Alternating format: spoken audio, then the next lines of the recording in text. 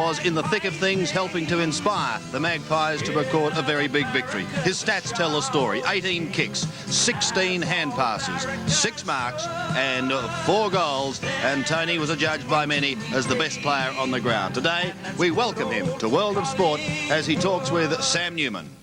Well, firstly, Tony, it must have been a welcome change, Collingwood's form this week as opposed to certainly the last half last week. What was the difference? I think we had a lot of young blokes in this week and a lot of enthusiasm around the club. We knew we had to win to stay within the 5 because Carlton beat North on Friday night. So I think this could have been the end of our year if we had lost the game, and the boys knew that, so they really put in. Well, it's interesting you say that there was a lot of enthusiasm this week. Why wouldn't there be enthusiasm last week? And what did Bob Rose say to you? And I know this is a week old, this news, but what did Bob Rose say to you at half-time last week? Oh, well, you know, everybody was disappointed with our second quarter. We just didn't put enough pressure on them, but when we got down to it in the second half and attacked the ball and did everything, the right things we should do, we come back and we should have nearly won it in the end. We were disappointed that we didn't win it because, you know, 4 points at this time of the year is very important, especially when the competition's that close, but it was disappointing in our lack of desperation towards the ball, and that changed in the second half, and I think yesterday showed it. We were on the way back. Now, Tony, you've had probably with Geelong the worst spate of injuries in the competition. How have you been overcoming this, and has the training, what's he been doing as far as training you to try and just save you for each game?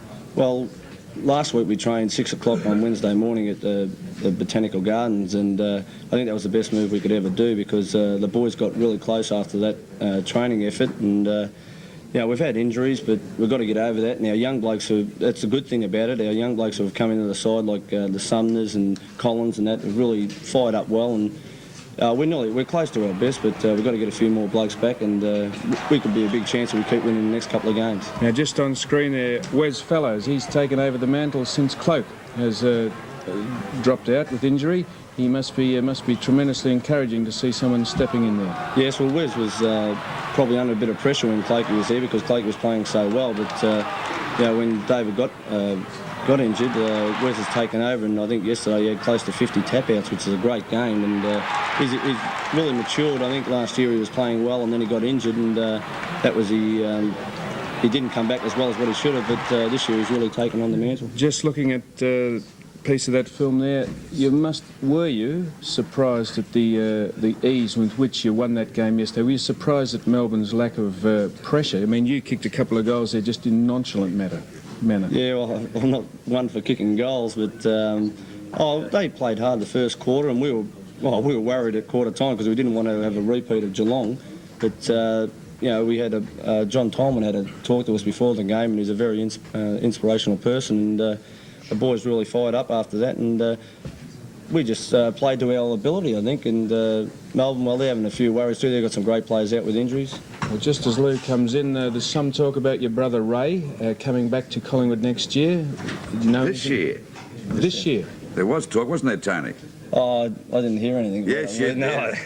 If Ray comes back, I mightn't get much of a run, so in a way I hope he doesn't. But no, Ray was... a couple of years ago, he probably had a few more years left in him, but he's happy. His coach is Greensbury in the Diamond Valley. Why did he leave in the first place?